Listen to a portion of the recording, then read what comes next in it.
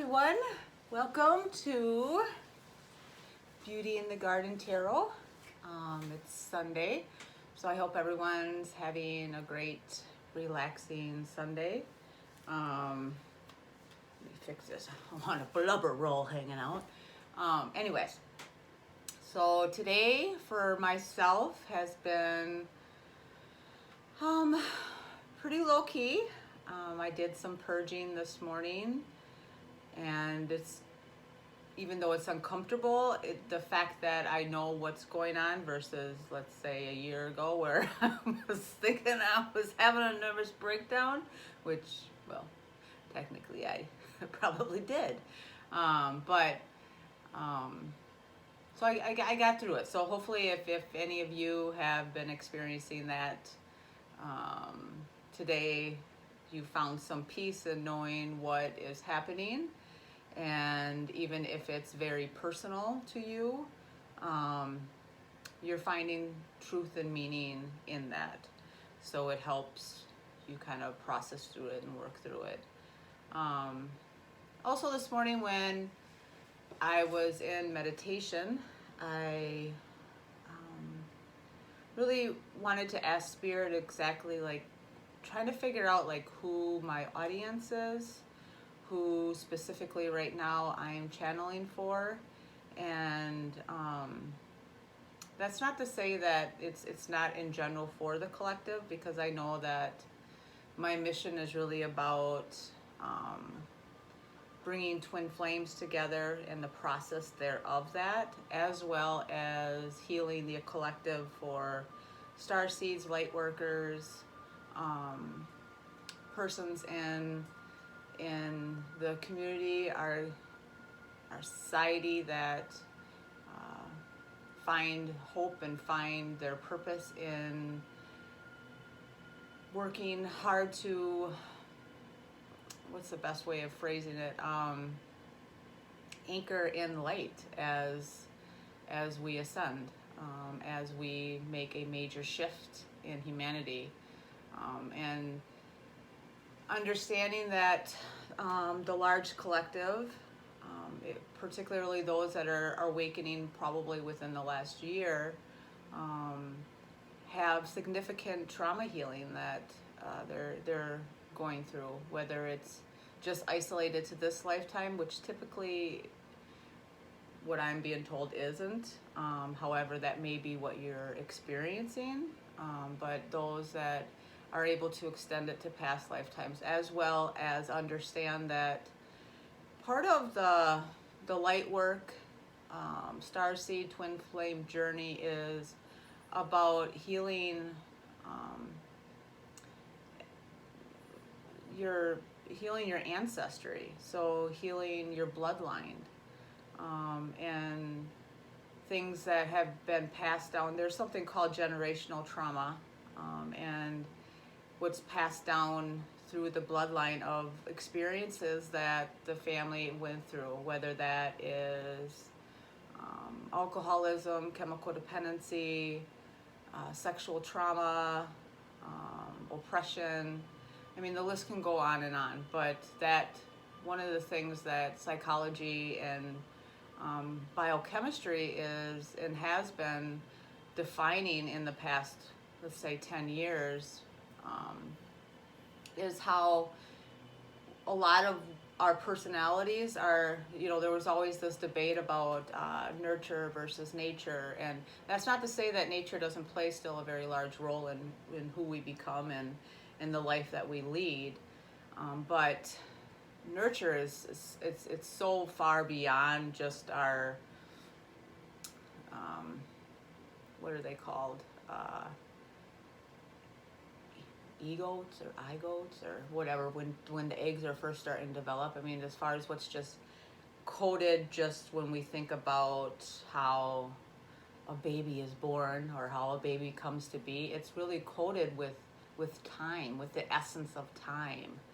And unfortunately, no matter what background you have, you do carry trauma in your bloodline. And what's happened as the years, centuries have transpired, is that has been more and more tainted. That's why we have a lot of shadow experience here on the earth plane, and what's currently and why things are currently making changes as they are today. So in thinking about that and meditating on that, Spirit did direct me to find some peace that my journey starts with not only my own personal healing and me going through the things that I have in my almost 50 years of life, so that I can relate, I can understand, I know the experience of being in some pretty upsetting places, and experiencing some trauma myself. So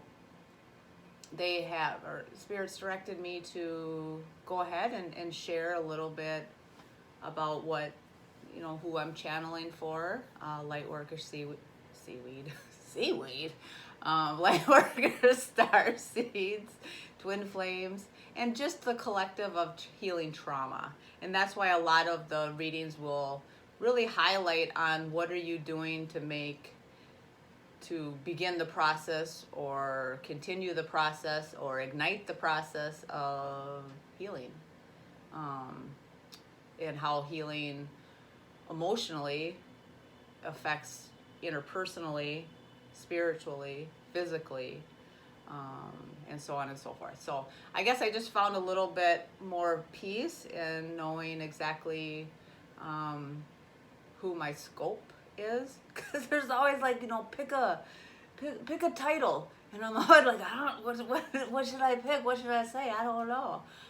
But again, that's not to say that, I am very gifted by Spirit in being able to really channel whoever wants to come and be a part of the room. I guess this series on YouTube is just more directed towards Lightworkers, Starseeds, Twin Flames, people that find their passion or feel their passion, and making changes in the collective as we ascend as globally. Anyways, so I probably have wasted 10 minutes, and go figure. But I guess it's not a waste. You know what? Again, here we'll go back to this understanding that Spirit is really directing me to pay attention to how I talk to myself, and how you talk to yourself. But so yeah, it wasn't a waste of time. It was a good process for me to share with you all, as well as help me define what even today's session, today's channeling is going to be about. So let's open with my singing bowl. I'm going to go ahead and start the incense. We'll just clear the space. This one's a little bit easier in the sense I like that it just kind of burns itself out.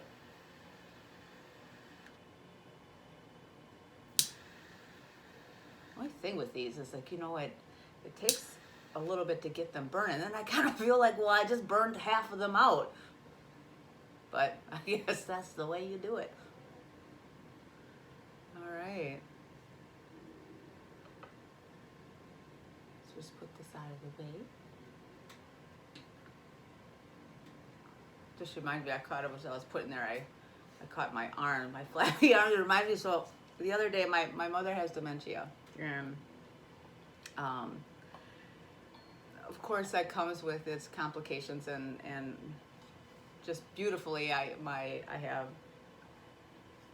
two siblings in particular that care for all of my mother's primary needs. So bless them for doing that and having the strength to do that, because it's a very, very difficult job in doing that. But anyway, so it reminded me of one day I'm taking my mom down to the lake, because she likes to take her dog down the lake, and we're sitting in the car and I'm driving, and it's like in the middle of summer, so I have my arm up, whatever, and I just have a tank top on, and she's like, "Oh, so you got those too?"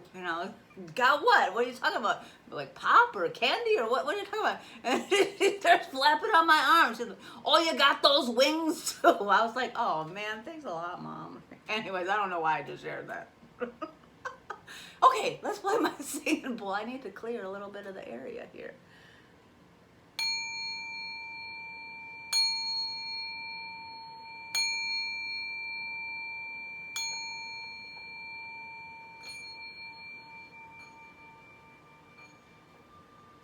I don't know if that's going to work on there, so we're just going to go ahead and hold it.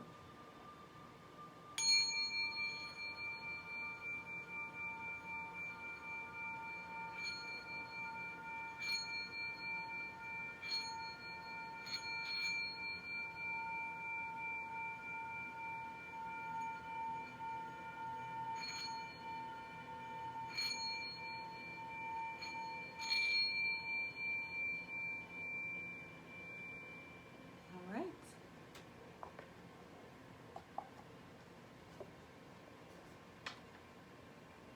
I like that because it just kind of puts everything at peace.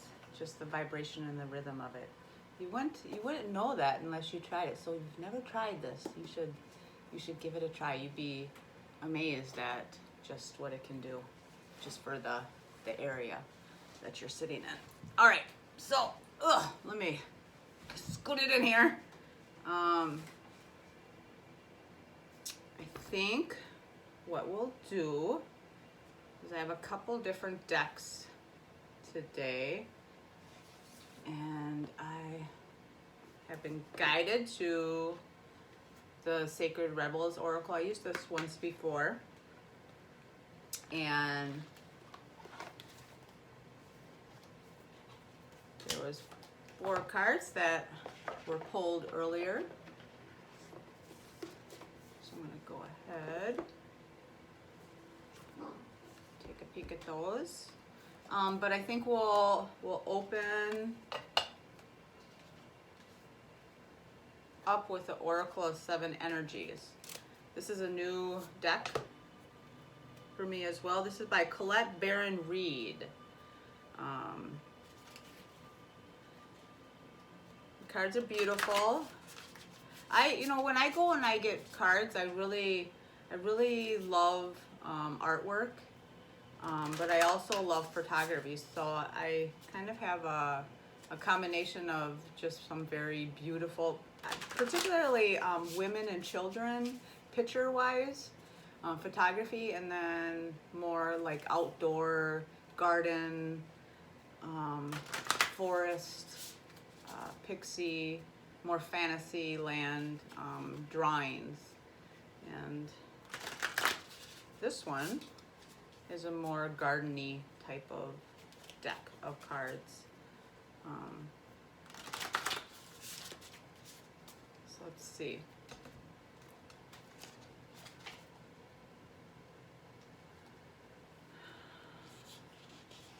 So I thought I would just quick read this. It says, 7 is a sacred number with great significance in multiple cultures and belief systems throughout history. In many countries, folklore maintains that the 7th son of the 7th son will have the magical powers. The Christian Bible is full of references to the number 7, such as the 7 sacraments, the 7 parables of Jesus, the 7 psalms of David. Hinduism speaks of 7 higher worlds, the 7 underworlds. When Buddha was born, he took 7 naps. In the 19th and 20th centuries, it just kind of goes on to talk about how 7 is such a significant number in practically all religious affiliated backgrounds, or spiritual practices that are more mainstream. So I'm just trying to figure out if I should just pull one card, or do the 2 card. I think what I'll do is I'll just do a 2 card pull, and it goes, what is happening now and what do I need to know to push through whatever it is that I'm experiencing. So I'll do 2.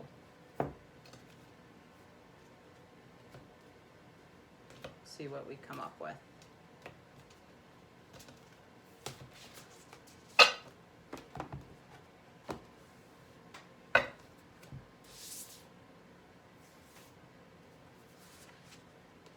Okay, we'll go ahead and pull that one.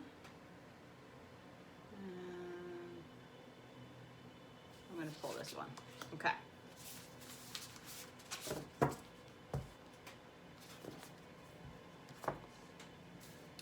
So again, what are we experiencing now, and what type of insight or support to help us push through, work through that Spirit has to offer us? So, oh, wishing upon a star, 39. It's got a really beautiful depiction of a child. You have the stars there. 39 to me, before I read what the book says, is really about, and I guess well, I don't guess, it does. It aligns with my opening, and that I was really struggling trying to figure out, well, who am I trying to reach, or what is kind of my reading is going to, what's the bulk of it going to be about? And I was encouraged to see that my strength is helping people heal, and healing from trauma. And trauma is perpetuated or supported by shame. And 39, the card 39, or the number 39 to me is, because 38 signifies shame. Shame-based feelings, shame-based thoughts, shame-based life experiences, shame-based manifestations. So 39 is the first step of coming out of that. So that's nice. That's beautiful. That Spirit is saying, you know what, with what you're experiencing right now, particularly with the purging, a lot of shame, a lot of unrest, a lot of embarrassment, a lot of confusion may be coming up, either directly related to yourself, your bloodline, or past life experiences.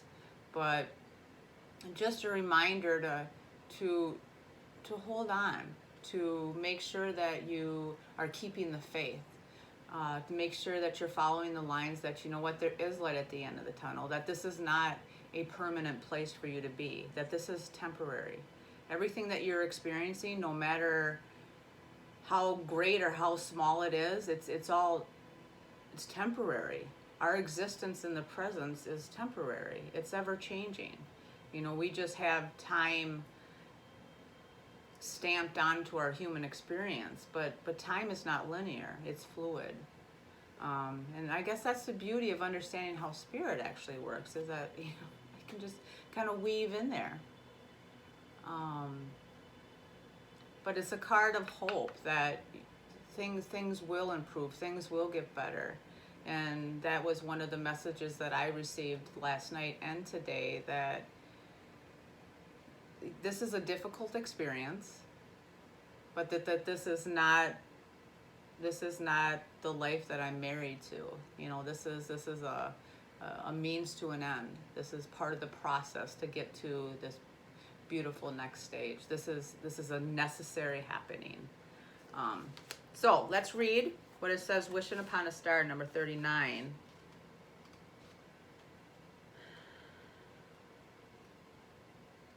You know, and it also, wishing upon a star, the gifts. I mean, again, going back to what I think it was yesterday that I spoke about it, that Spirit shared with me, or just even my life experience shared with me, is that there's a gift in processing. There is a gift in working through difficult times.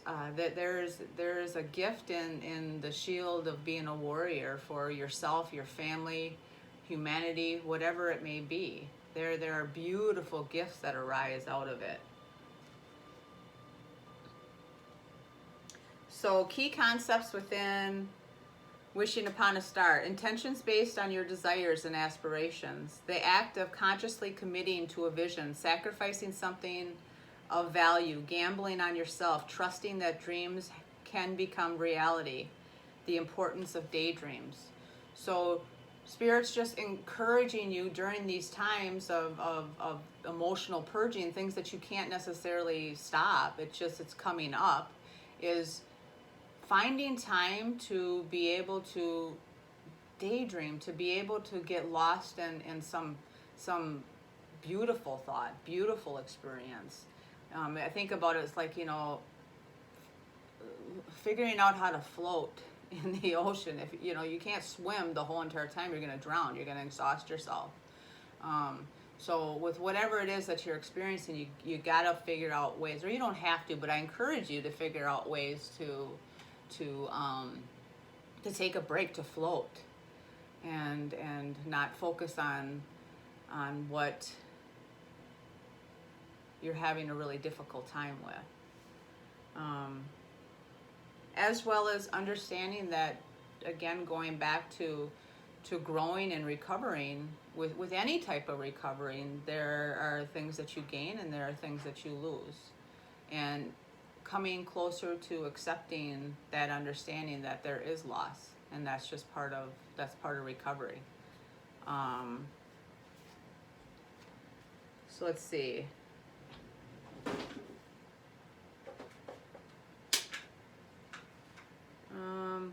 Says today, allow yourself to dream and play with different realities, even if it seems impossible.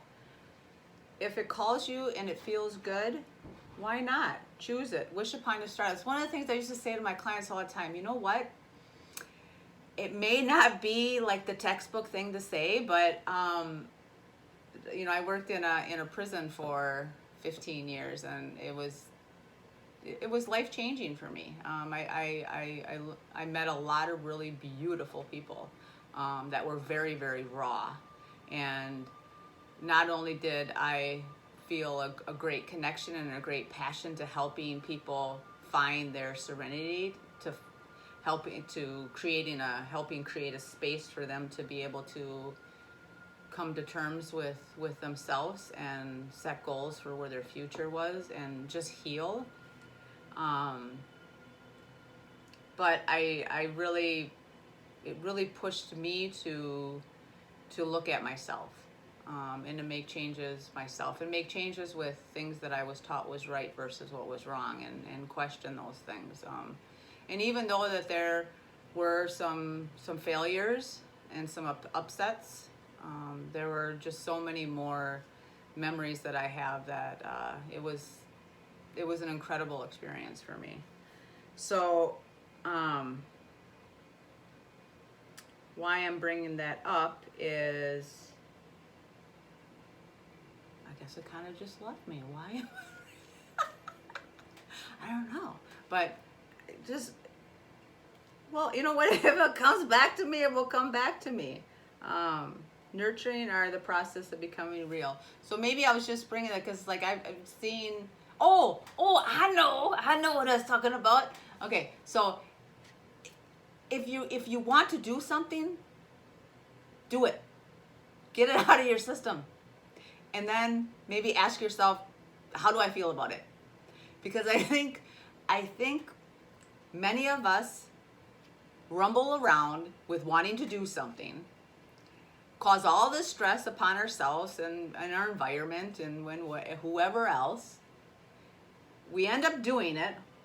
Ooh, it's getting smoky in here. We end up doing it, so we burn the house down. And now we just made what could have maybe been a week of difficulty into a year of difficulty. So if you find yourself focused on wanting to do something, but everyone else is telling you, no, I would say,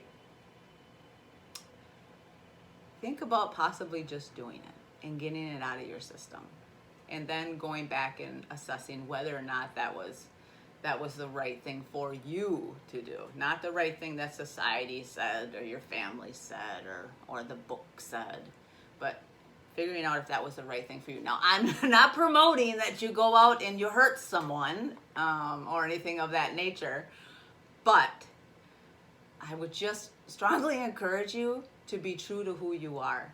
And the more true to who you are, I think the easier your decisions are based in a rhythm, in a vibration that is not only healing for yourself, but healing for those around you.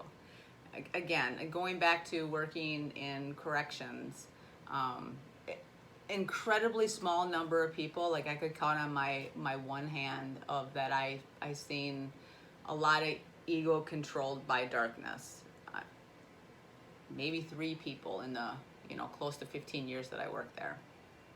So overwhelmingly, people are good, regardless of their behavior, what society or the book or the law would say their behavior describes them as. People are good. They just make decisions that sometimes horribly affect other people. But there is redemption. And so if you're in a place of, and this has nothing to do with corrections, but if you're in a place of looking at your past experiences, it's okay. You have permission. Give yourself permission to make some wishes on a better life. You don't have to. You're not the martyr of your experience. You don't have to live your whole life trying to figure out how to redeem yourself. At some point, you get to put that in the ground and bury it and move on with your life. You get that. You deserve that. That's your right. That's your birthright. We're not here to live through all of our experiences. That backpack would no longer fit. It would be like the movie Up, where it's actually the house. You can't carry a house on your back. You have to let things go. Let things go and learn from it. So, the next card is 37, the Oracle gift. Oh, it's got like a little, one of the things I just found out that I can read like tea leaves. That's pretty cool, because you guys should try this stuff. Again, this is all of our natural abilities. It's just up to how open you are to that experience. And how balanced your chakra system is. Balance your chakra system out. You might find some special gifts and talents that you never knew about. But okay, so the card of 37. 37 and 39. The Oracle's gift. The key concepts are second sight, clairvoyance. Oh, weren't we just talking about that? Well, that's what it means. Clairvoyance, seeing the future. Fate determines the choices we make now. Seeing the signs around you, recognizing potentials versus absolute determinism. Spend some time balancing yourself out. You are going to find some beautiful gifts that you possess, particularly if you identify as a light worker, as a starseed, as a twin flame, as someone with a life's purpose or a life's mission of helping others. Whether that's empathic abilities, whether that's different sights, senses, sounds, smells, clairvoyances, prophecies, just a rhythmic, soothing voice. Maybe it's your beauty. There's so many things that are really helpful in helping others heal, that we just signal with our everyday body language, with everyday things that are going on around us, that we have no clue that we're doing, but we are. So what Spirit is letting us know today is that hold on to this stuff, work through this stuff. You'll get through this stuff. Keep plugging away, because there's beautiful gifts that are waiting for you to not only identify, but to embrace and to practice. I tell you, I've always known that I've had the ability to connect to other dimensions, but by no means in this manner. This is something that really opened to me in the last couple years, particularly the last year. But man, like sometimes when I stop and I think about, and I'm saying this without any ego, there's no ego that's involved in this. But when I stop and I think about the gifts of prophecy, when I think about the 5 clairvoyances, when I think about just the abilities that have profoundly struck me, I just feel so honored. I feel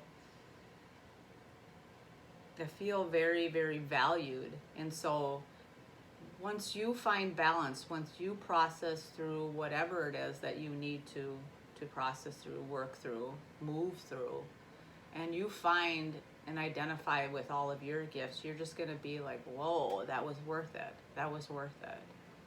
So Stick with it. Okay. So we're going to go to the Sacred Rebel guidebook. And instead of pulling 6 cards today, I decided that we were going to pull 4. Or actually, I didn't decide that, Spirit did. So let me go ahead and put them out, how they came out.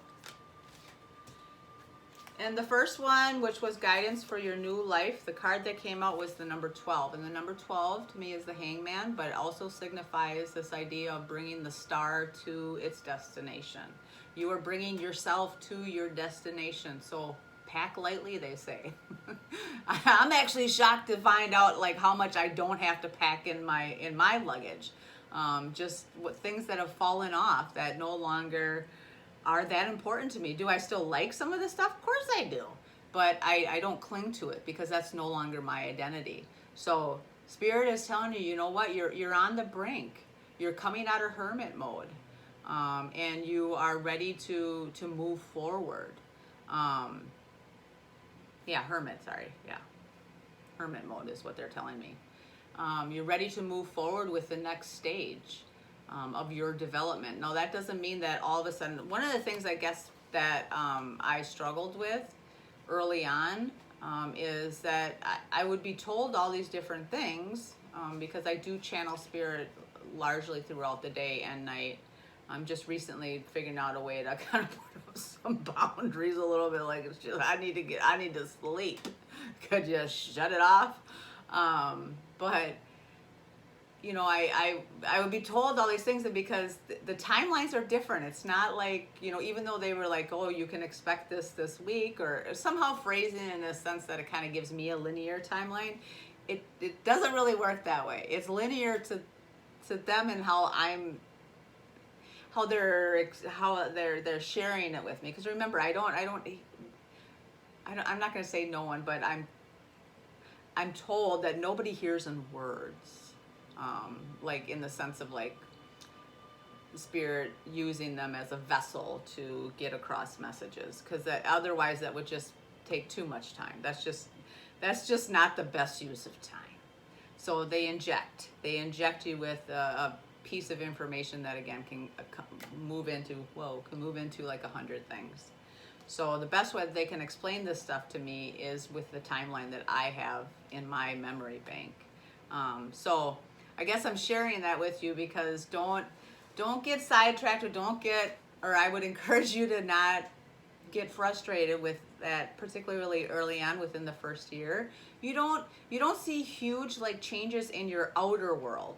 The first year is really about more changes within your inner world and what you're processing and going through, and really having confidence that the basics, the things that you absolutely need, Spirit will provide for. The universe will provide for it. It may not be everything that you want, but they will provide for your needs. So really working hard to kind of humble yourself and believe that some of these unnecessary anxieties, you can learn to kind of push them aside. Not that they won't come in. I still get anxieties every single day about certain things, and I just have to use my skills. I have to use the way that I talk to myself, and I open myself up to Spirit to help support. But then I have to determine, you know, what's the ego telling me this shit, and what's me, and what's the Spirit, you know. I mean, so again, what they're just saying is that you're ready to move forward,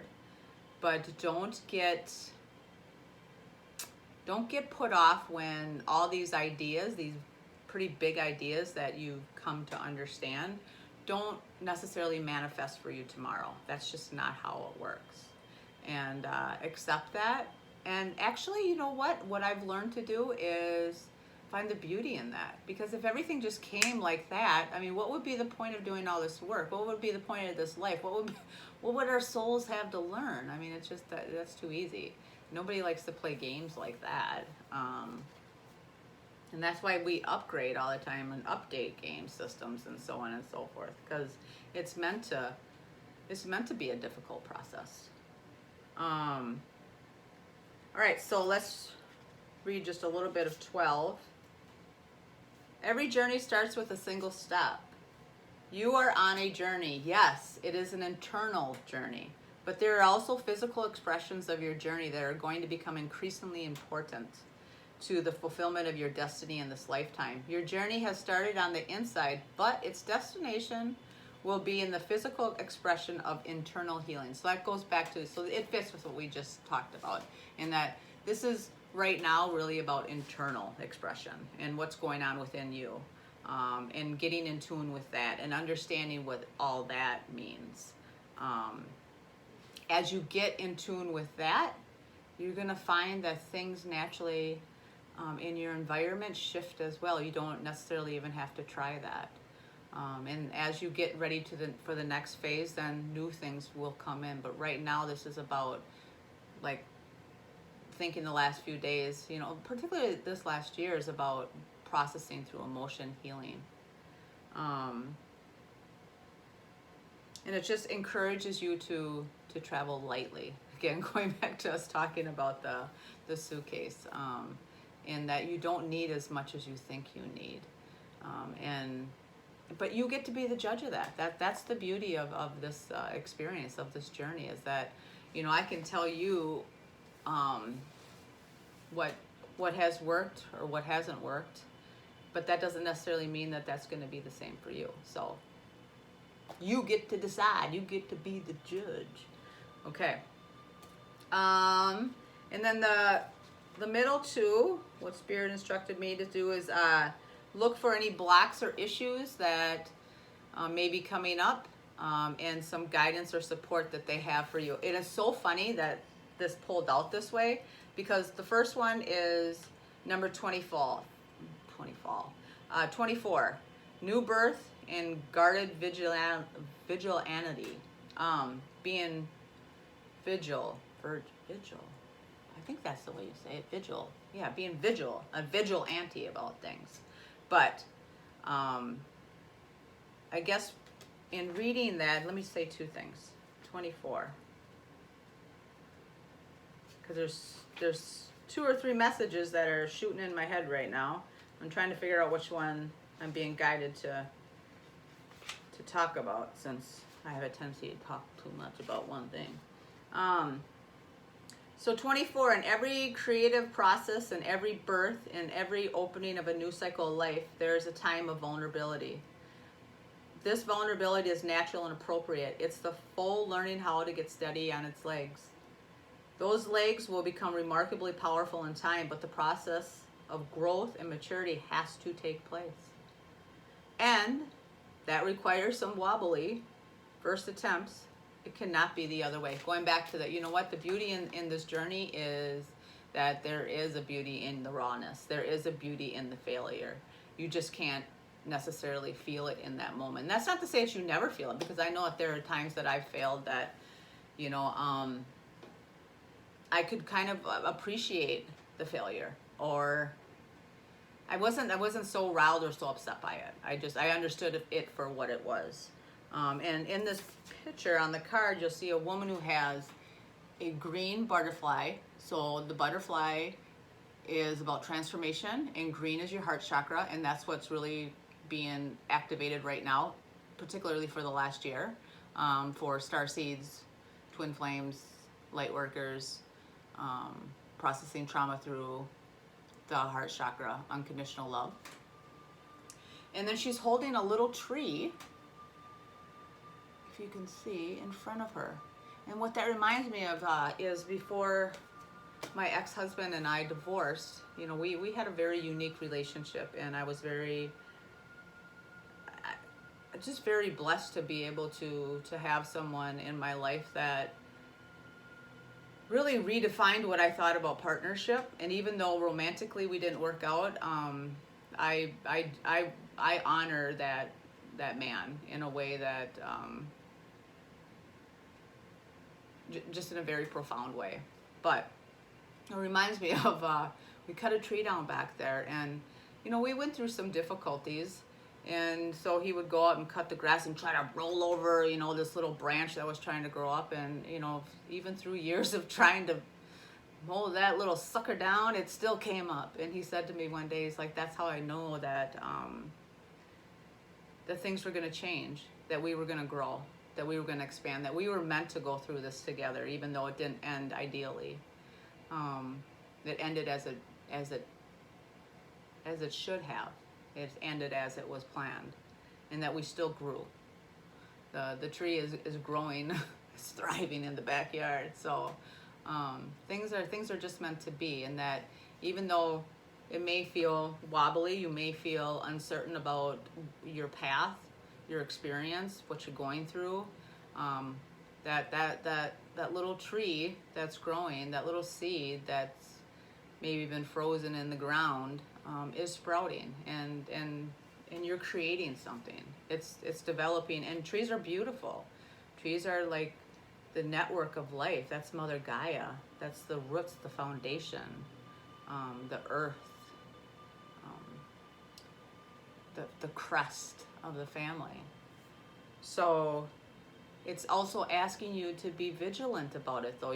That doesn't mean you just invite anyone to come and stomp on you. And that doesn't mean that there's some things in relationships that we have to leave behind, but there are some relationships that we have to move aside temporarily until we can get to a place that we can better interact, or in a more balanced way, in a healthier way, in a more non-toxic way. We interact with that person later on. I know that there are people that have been in my life that I needed to temporarily get out of the way. And actually, I got in my own way by being in a relationship with them. Now, that doesn't mean that I am never going to have contact with them again, or that I don't currently have contact with them. It just meant that I needed to separate to be able to get myself balanced so that I could come back in and figure out where that relationship stood and redefine how I had that relationship. I mean, I think about with my own mother before she ended up getting sick. You know, we had to redefine what our relationship was, and that turned out to be a very positive experience for me. So you have to be vigilant in what your surroundings are when you're nurturing yourself, when you're healing. You don't want to go into an environment that is potentially going to drag you down, to drown you out. Now, that doesn't mean that you can change completely your environment, because guess what? There are sometimes people that we live amongst that aren't going anywhere. And so we have to figure out how to balance our time around them. So Spirit is saying, just recognize that and do your best. Do your best. Nothing is right or wrong. That's an important value that I'm learning along the way, that I have a lot more understanding with today than per se, even a year ago. But that there's no right or wrong. Listen to what your heart is telling you, and not from like what you've been necessarily taught. That stuff might be in there too, but listen from your heart, and then make your choices upon that. The message or the guidance from Spirit, which is funny because, okay, so I went to this Reiki healer. I know I don't have much time. This is probably, I can't even figure out how much time we have on here. But anyways, so I went to the Reiki healer. I love her. Her name is Jess. And at first I thought she hated my guts. Actually, I'm not really quite sure she really likes me. I think she does. I think it's part of, like, I don't know, if people play their roles. But anyways, so I just had to, like, I just broke down. This was probably 6 months ago or whatever, when I went in there, and she, came and she's like, well, what can I do, to help you? She's like, I provide other services just besides the energy healing. And she basically, kind of allowed me to answer my own questions in a weird way. I can't really quite explain to you how she did that. Very talented woman. But in the end, when she was like, well, she gave me the opportunity to ask a question or direct what it is that I wanted. And I asked the question as far as, like, what does, Spirit have guidance for me at that point to do? What's the next, what should I focus on, or what can they help me? And she's like, well, they told me, go eat an apple. I was like, what did you just say? Eat an apple? I didn't think that. I thought some very unkind things in my head. But as I began to process through it, it was kind of a funny way of, because Spirit says some pretty ridiculous things sometimes.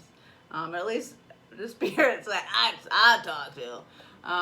They say some outrageous things sometimes, but basically underneath all that, they were trying to find some humor, because I was a bit feeling wrestled up, ruffled under the feathers in that moment.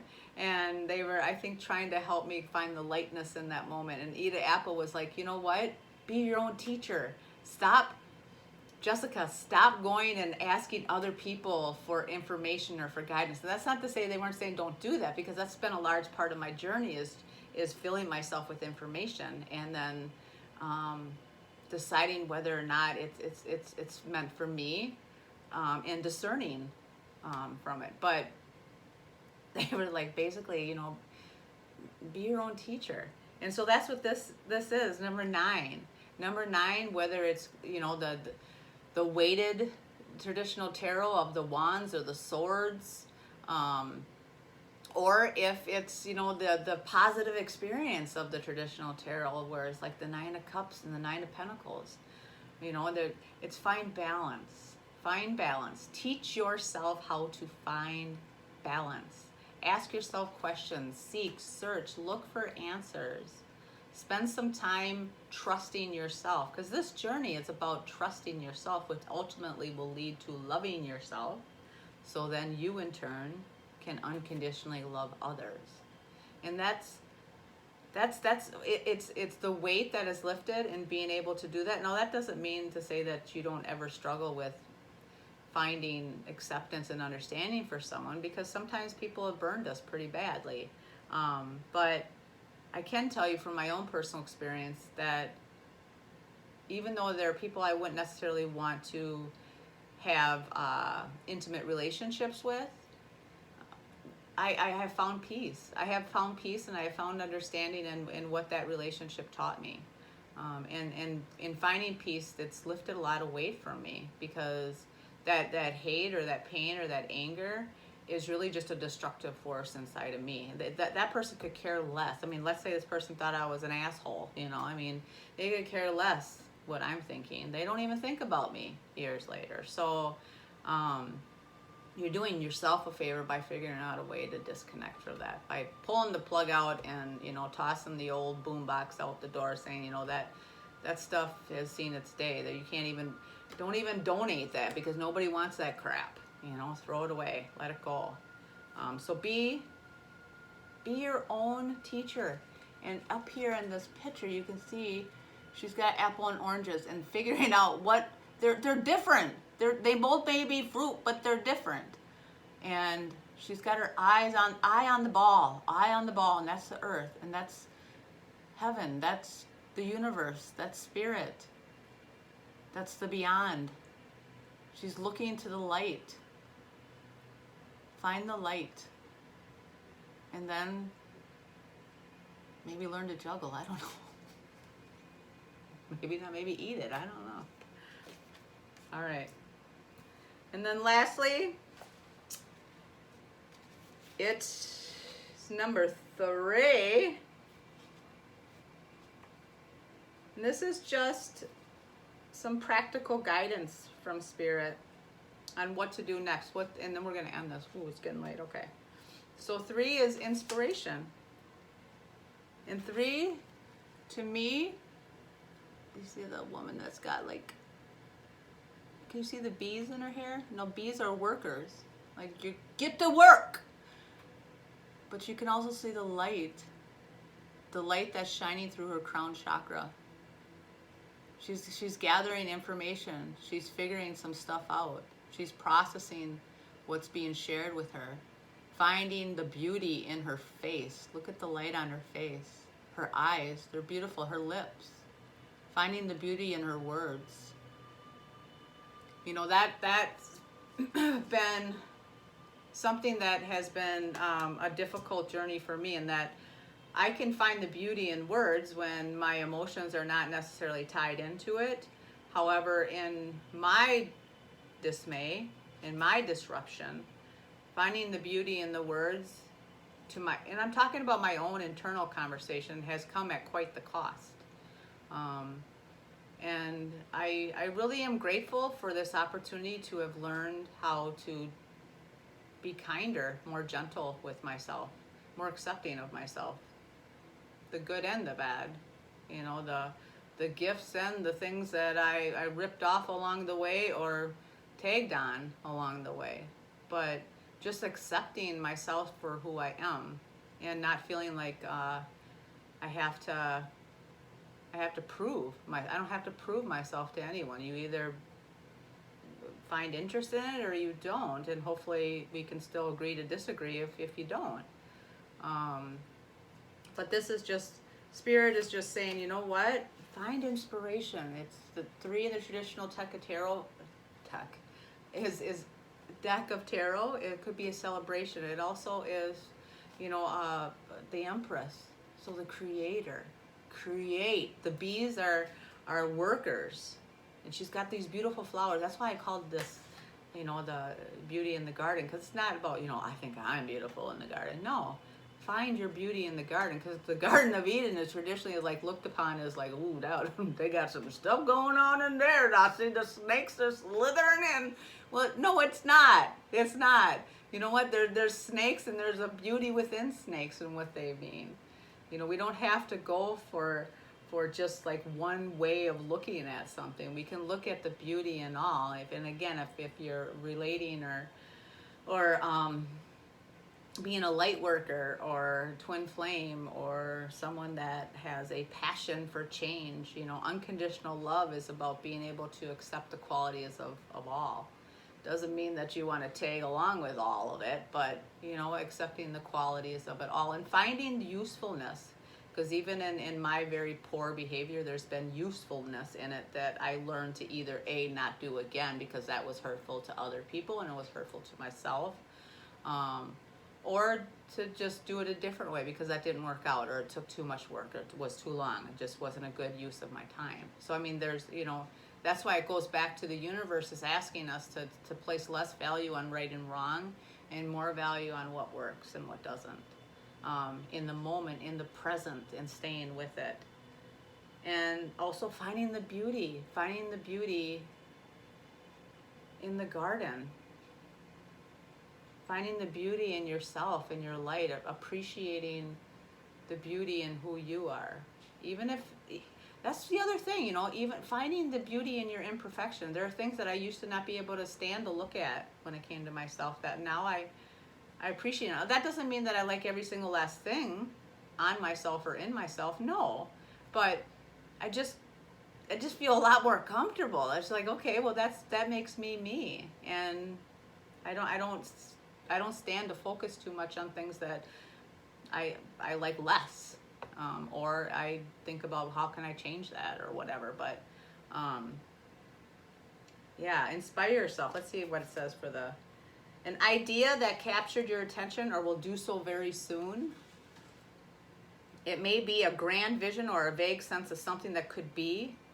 You are being encouraged to accept the vision. So again, you're right on the brink. You're ready to go. Goes follows this one. Going packing. You got your suitcase. You're ready to go. Oh, you see the tunnel? The tunnel's kind of dark. It might be a little scary, but you know what? I kind of always like you can play on YouTube like the music from like the Cozy Cottage, or I don't know, back in, I don't even know what era it is, but it kind of has that coloring. I like it. You don't have to be afraid of it. Just quit being a big sissy. Anyways, so it says, you are being encouraged to accept the vision, the idea, or the inspiration as it is important to your creative and spiritual growth. Just take a deep breath. Breathe out. Be excited for what's coming up for you. Embrace it. And give yourself time to get there. All right, guys.